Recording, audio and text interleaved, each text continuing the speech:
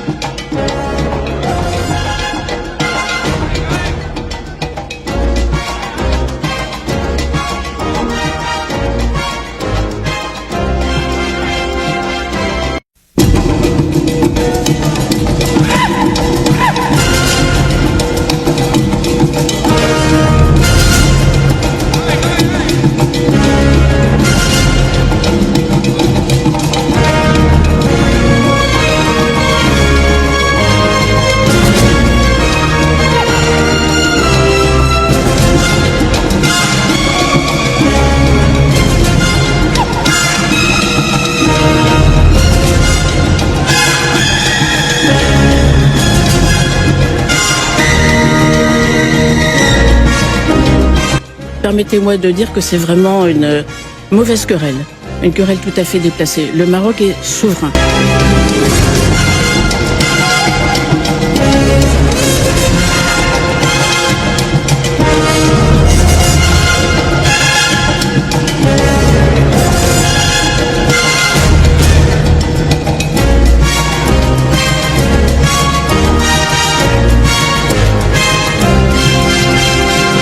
Le Maroc, c'est un grand pays africain qui a une grande protection civile.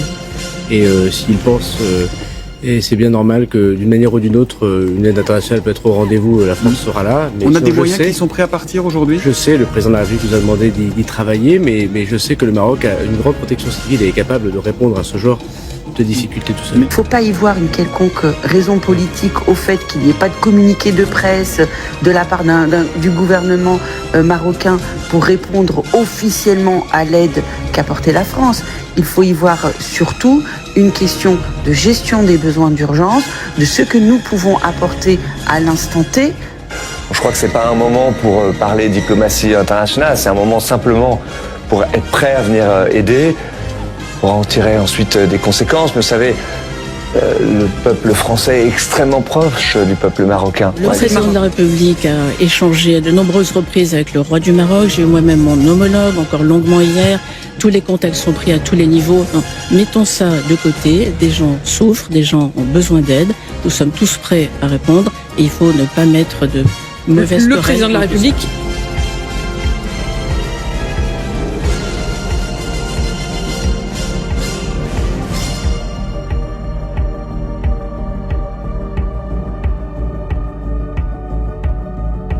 Filles, on passe à l'entraînement.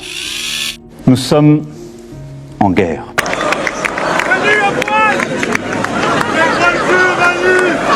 Les relations sont compliquées entre au plus haut niveau. Elles sont très mauvaises. Il n'y a plus d'ambassadeur du Maroc en France depuis le mois de février dernier. Et puis soudain ça arrive. Oh, eh ben voyons. Il y a plusieurs explications, plusieurs affaires. Il y a eu le problème des visas, vous vous souvenez, réduction de visas, c'était la menace de Gérald Darmanin si notamment l'Algérie, le Maroc et la Tunisie ne reprenaient pas leurs ressortissants expulsés de France. Ça, c'était, les Marocains se sont vexés. Puis surtout, il y a le problème du Sahara occidental. La France a voulu, et c'est le choix d'Emmanuel Macron, d'abord tenter de se réconcilier avec l'Algérie. Donc pas question sur le Sahara de reconnaître la souveraineté marocaine. Donc la France n'a pas réussi à se réconcilier avec l'Algérie et s'est brouillée avec le Maroc. Il y a d'autres affaires, une affaire de tentative de corruption dénoncée au Parlement européen, bref, tout ça fait beaucoup. Oui, oui. Tout ça fait beaucoup, affaire d'espionnage, il y a un énorme contentieux. Moi je dis Hagra, Hagra. Hagla. La ministre des Affaires étrangères est allée au Maroc au mois de décembre dernier pour essayer de réconcilier les deux pays.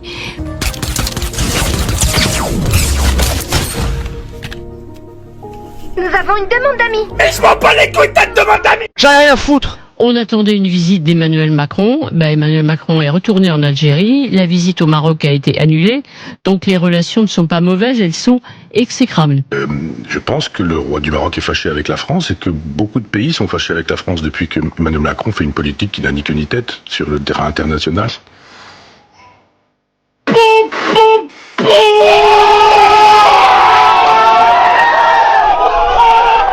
Alors, il y a plein de motifs.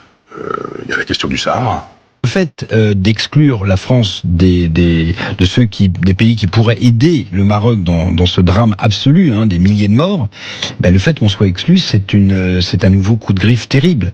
Même si je mets pas les deux sur le même plateau, si vous voulez, la mort de ces gens, le tremblement de terre et les relations diplomatiques. Mais quand même, on est fâché. Je le rappelle, au Maghreb, on est fâché avec tout le monde. On est fâché avec l'Algérie, on est fâché avec le Maroc, on est fâché avec la Tunisie, on est fâché avec tout le monde. Ça, c'est quand même le bilan diplomatique d'Emmanuel Macron. C'est que Emmanuel Macron, ce bilan diplomatique, vous savez déjà démarré avant, quand même, Arnaud Chabot. Non, les relations étaient bonnes, au fond, et ça avait plutôt pas trop mal démarré pendant la campagne présidentielle. Alors, c'est vrai. Voilà, Emmanuel Macron et le Maroc. Après, encore une fois, il y a le choix du président de la République, le pari de réconcilier France et Algérie, de tourner la page de l'histoire. Il a fait alors beaucoup que l'Algérie et le Maroc ne sont pas voilà, et il y a ce problème de conflit du Sahara au milieu.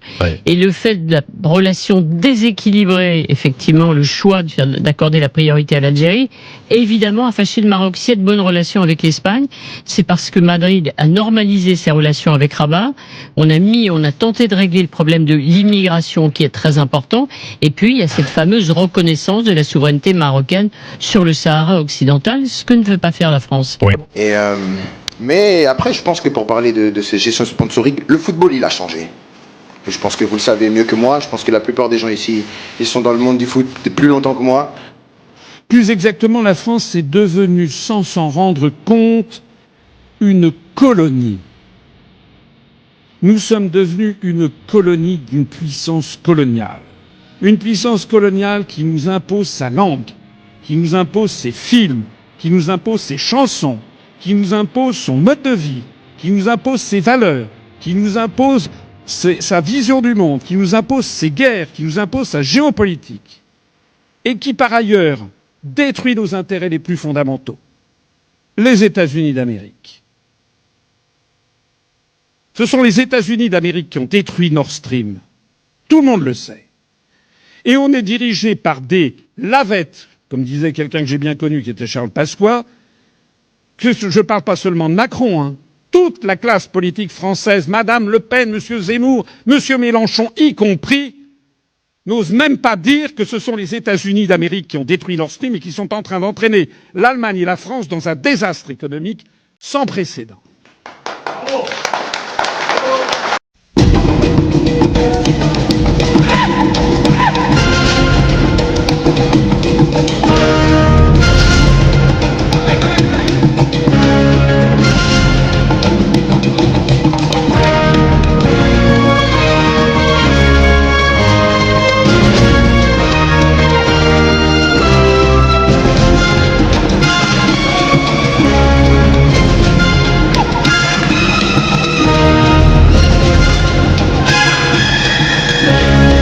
Nicolas Sarkozy, en tant qu'ancien président, est-ce que vous ne commettez pas une erreur en allant à rebours de la position d'Emmanuel Macron, de l'État français et de l'Europe?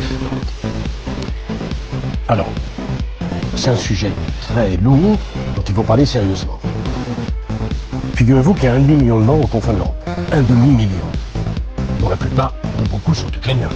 Mais on continue, parce que sur le front du boulevard Saint-Germain, On est très courageux pour envoyer des jeunes Ukrainiens mourir. Hein? Un demi-million.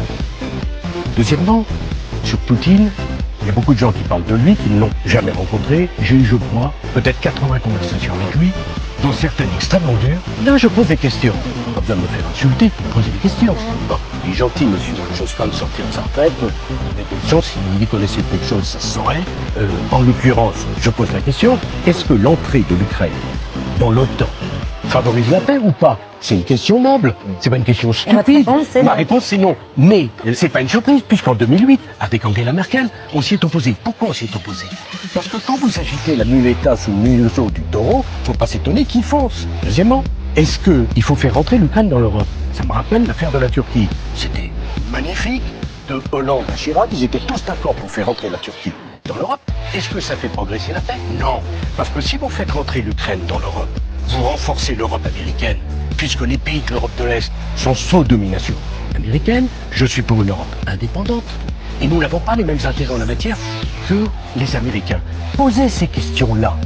C'est quand même pas un scandale. Il n'est pas question de trouver un accord sans que les Ukrainiens disent ce qu'ils veulent. En l'occurrence, d'ailleurs, les Ukrainiens, c'est les Américains. Parce que vous retirez le soutien américain et vous n'avez malheureusement plus la force nécessaire pour défendre l'Ukraine. Les Ukrainiens, oui. Mais tout. Oui, vas-y, oui, oui. Ouais, trop bon, ta fille. Non, oui, oui. Ouais, toi qui Exterminer la Russie. Deuxième puissance. Pas l'exterminer, la repousser hors des frontières ukrainiennes. Non, c'est pas comme ça que ça se passera. Parce que pour eux, la Crimée, c'est russe, pour discuter jusqu'à plus soif. C'est pas comme ça que ça se passe, c'est la deuxième puissance nucléaire du monde. Si vous voulez qu'on danse au bout d'un volcan et qu'on déclenche une guerre nucléaire, tout simplement pour avoir une bonne image et dire on est généreux, on est courageux, sont naturellement courageux au café du fort, pas courageux d'aller au combat. Tu pousses le bouchon un peu trop loin, Maurice. Donc, soit il y a un nantissement, soit il y a un compromis. Le compromis, quel peut-il être? Excusez-moi, le premier à avoir parlé du compromis, c'est le président ukrainien, au début du conflit, qui lui-même a dit, non, faisons un référendum. Bon, l'affaire de l'OTAN, qui s'est opposé à l'entrée de l'Ukraine dans l'OTAN à la dernière réunion? C'est qui? C'est M. Biden. Je suis quand même pas le seul à penser ça. C'est des questions essentielles. Est-ce qu'il faut que la France cesse de livrer des armes pour l'Ukraine? Non. Je pense que la France doit être aux côtés de l'Ukraine, mais que la France a une voix singulière. La France n'a pas à s'aligner sur les intérêts américains. Et permettez-moi de vous dire pour conclure, il y a deux vainqueurs dans ce conflit. Il y a les Chinois, qui voient tous les briques se ranger derrière eux, et il y a les Américains, qui vont nous servir. Donc prix d'énergie, notre prix d'énergie augmente. C'est le prix du gaz de schiste chez eux qui devient rentable. Et sur les céréales, c'est eux qui les vendent au monde entier. Donc, l'intuition première du président de maintenir le dialogue était la bonne. Mais après, juste un mot, on peut ne pas être d'accord avec d'autres sujets. Mais je sais bien, c'est gentil, mais je peux vous venir demain si vous voulez m'inviter. Mais c'est des sujets sérieux. On doit les traiter à fond. On doit avoir on ne peut pas continuer à faire la guerre en disant simplement plus d'armes, plus de morts, plus d'opposition. On en sort comment? Comment on en sort? C'est la question que j'ai posée, je ne regrette pas d'avoir posé. Monsieur Lachaud n'est pas d'accord. Très bien, il a le droit. Je ne prétends pas dire la vérité. J'affirme que c'est un débat sérieux qui devrait défendre l'Ukraine, son indépendance, son intégrité territoriale, c'est proposer une solution qui ne soit pas plus de morts et l'extermination d'un des deux belligérants. Au moment où nous parlons, le Secours populaire annonce que 20% des Français vivent à découvert. Dans toute l'Europe, une personne sur 3 se prive d'un repas pour tenir. Des millions de foyers, d'artisans, d'entreprises n'arrivent plus à payer leur énergie.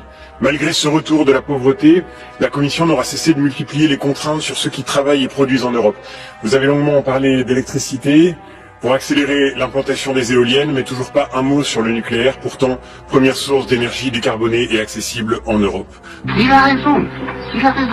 Je sais que vous gagnez 30 000 euros par mois, mais est-ce que vous savez qu'aujourd'hui en Europe, 30% des gens doivent sauter un repas parce qu'ils n'ont pas l'argent pour 3 repas par jour? Est-ce que vous savez que 46% des Européens ont peur de hausser le chauffage et ne le font pas, restent dans le froid? Aujourd'hui, vous inondez, vous garantissez des milliards d'euros au secteur militaire, aux multinationales d'armement, tandis qu'aux travailleurs, vous proposez le retour du pacte budgétaire, le retour de l'austérité. Madame van der Leyen, cette Europe, votre Europe, ne sera jamais la nôtre. Nous avons une inflation de plus de 10%.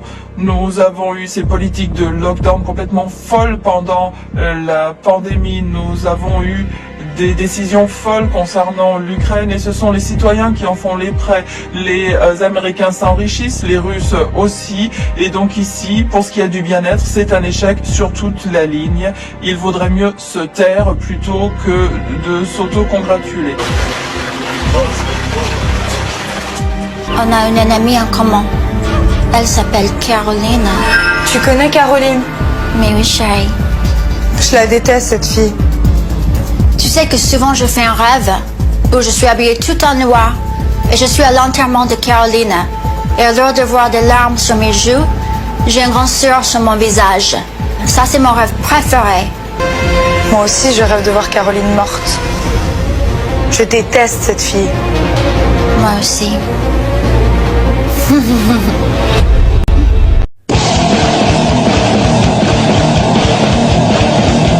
Pardon, monsieur, la rue Gustave Flaubert, s'il vous plaît. Qu'est-ce que vous allez foutre, Gustave Flaubert? Ça ne me regarde pas, monsieur. Bah alors m'emmerdez pas, c'est tout ce que je vous demande. Vous pourriez être aimable. En quel honneur? Ça, c'est incroyable. Je lui demande un renseignement, il m'insulte.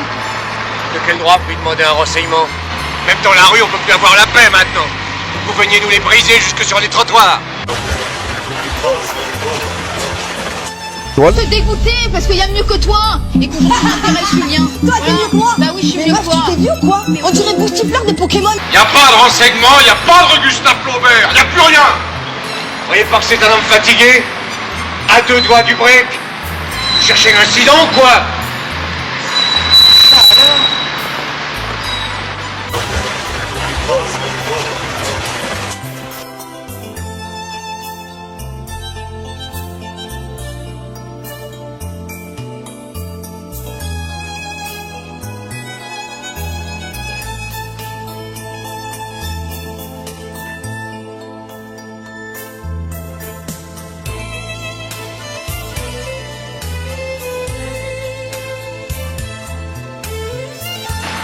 Vous trouvez pas qu'elles auraient tendance à nous faire chier? Toutes? Vous êtes du quartier? Non, de Montrouge. Et elles sont comment à Montrouge? Va arriver un moment où on pourra plus, ça c'est sûr. Et alors là, À force de jouer avec nos nerfs. Fragile les nerfs. et on en a beaucoup. Alors s'ils pètent tous à la fois, ça risque d'abîmer leur petite gueule. Bonjour à toutes et tous. 4 incendies cette nuit dans des écoles de Charleroi, voilà qui pose question. Les foyers ont été rapidement éteints, les dégâts sont limités, mais des tags ont été retrouvés sur les murs. No Evras, c'est ce qui était indiqué. Il y aurait donc un lien avec les futurs cours d'éducation à la vie relationnelle, affective et sexuelle. Lisa Becken avec Philippe Huibaud et Cosimo Franze. 4 écoles de Charleroi victimes d'un incendie cette nuit. Sur les murs, des tags No Evras pour protester contre les cours d'éducation à la vie relationnelle, affective et sexuelle. Pour cette directrice réveillée en pleine nuit qui a dû fermer son école, cet acte est incompréhensible. Elles auront que ce qu'elles ont cherché. Moi c'est pas compliqué, j'étouffe, je suis asphyxié. Forcément, elles nous pompent tout. Mais ça va pas durer comme ça, moi je vous le dis, il faut que ça craque. Et qu'à faire la valise, point final. Si je vous dis Maki, qu'est-ce que vous me répondez? Je ne pensais pas qu'on allait en arriver là. C'est sûr qu'il y a des petites tensions, on ressent des petites tensions, mais de là à mettre le feu à des écoles, c'est un acte barbare. Hop, le chef s'arrête. On est arrivé, on prend un rendez-vous, un arbre mort, un mélèze. Les conséquences auraient pu être absolument dramatiques et auraient même pu causer des morts d'hommes. Et donc il faut prendre très au sérieux ces agressions, ces actes de pure barbarie contre les écoles, absolument incompréhensibles. On s'attaque ici à des libertés publiques, à la liberté de l'enseignement en recourant à la violence Et c'est pour moi une forme de terrorisme qui est absolument inacceptable. Le chef sort son cognac, il divise le bouchon aussi. Avec un peu de bol, il va nous enfiler une goutte. C'est du bon, du 15 ans d'âge. Et il nous regarde, il comprend, on se passe la fiasque. Pas une parole de prononcer. C'est pas la peine.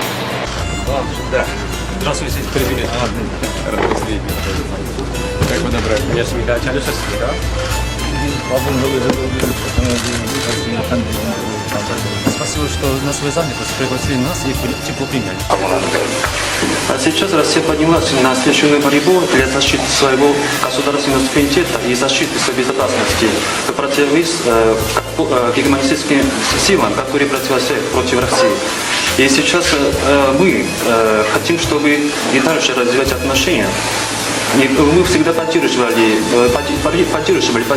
все решения президента Путина, также решения правительства России. А также мы будем, я надеюсь, что мы всегда будем находиться вместе в борьбе против империализма и за строительство суверенного государства. Faire. Mais tu vois ça, c'est quoi? Faire. La blague est valide. Quelle importance, d'après vous, revêt cette visite de Kim Jong-un en Russie? Cette visite est une visite remarquable parce qu'on sait, comme vous venez de dire dans le reportage, le dirigeant nord-coréen, il ne se déplace pas de son territoire quasiment jamais. Mais là, c'était sa première visite après le Covid, après 2019, depuis 2019. On sait qu'il est très intéressé par la coopération avec la Russie. Il est maintenant quelqu'un impliqué aussi dans la technologie spatiale, comme on l'a vu. Donc, il y a un partenariat avec lui. Ça y est! Ça y est!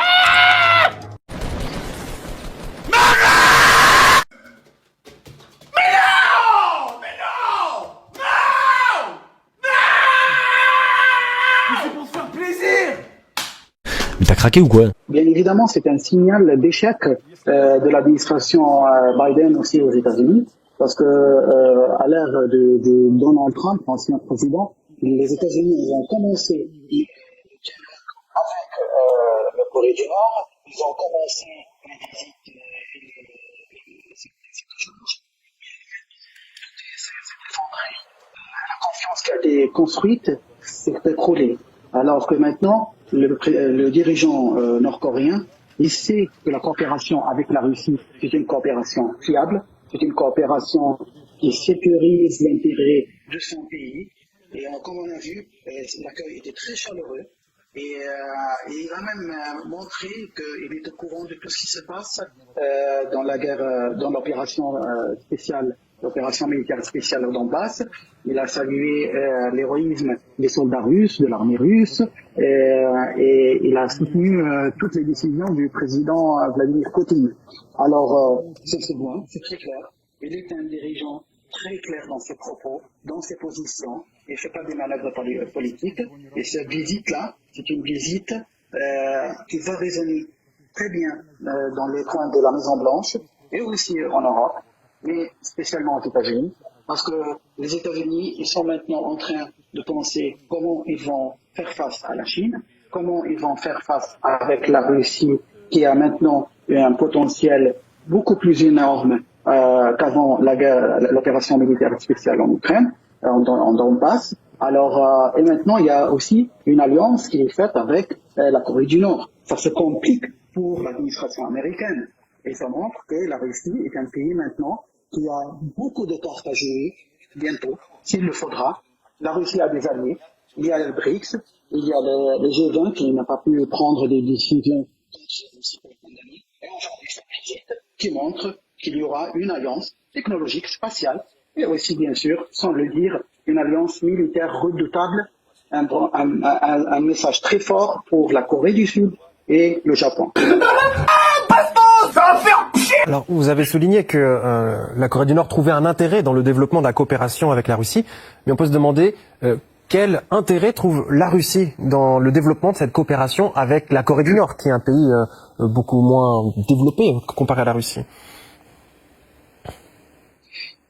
Beaucoup moins développé, mais il y a un potentiel très important dans ce pays. Il y a d'abord, stratégiquement, la Corée du Nord représente un intérêt stratégique pour la Russie. Quoi qu'il arrive, il y aura toujours un allié pour la Russie dans cette région. Si jamais il y aura un déploiement des forces russes, s'il y aura un conflit, quoi que ce soit, ça sera un message pour le Japon. Et que la Russie est bien présente partout. Donc d'abord, la situation géographique est très importante. C'est ça qu'on étudie d'abord, c'est la position géographique de ce pays, est-ce que c'est intéressant ou non. Bien sûr, c'est très important pour la Russie, sa présence là-bas, la présence des experts militaires russes, la présence des hommes d'affaires russes. Sachez que la Corée du Nord, elle a accueilli beaucoup des hommes d'affaires de beaucoup de pays. Ils ont eu des investissements là-bas. C'est pas un pays totalement fermé comme on le présente. Donc, je crois que les hommes d'affaires russes, l'économie russe aussi, aura des marchés, aura des travail à faire là-bas, les entrepreneurs. Ça va beaucoup aider aussi l'économie. Et n'oublions pas une chose, que ça va calmer peut-être un petit peu la Corée du Sud et le Japon, qui ont soutenu l'Ukraine et le régime de Kiev avec des armements, avec des condamnations, avec des sanctions. Peut-être ça va les calmer un petit peu, à leur montrer que le champ n'est pas libre, tout à fait, comme les Américains leur montrent. Non, vous pouvez s'il y aura une alliance entre la Russie et la Corée du Nord. On sait que le chef de la Corée du Nord, Kim Jong-un, est quelqu'un très déterminé à continuer son projet et son arsenal de missiles. Il ne va pas reculer. Et s'il y aura une coopération avec la Russie, ça va l'encourager encore à montrer ses forces, à démontrer ses muscles devant le Japon et la Corée du Sud. Donc, je crois que les Japonais et les Sud-Coréens, ils vont penser 10 fois avant de répondre aux demandes des Américains à prendre des positions contre la Russie.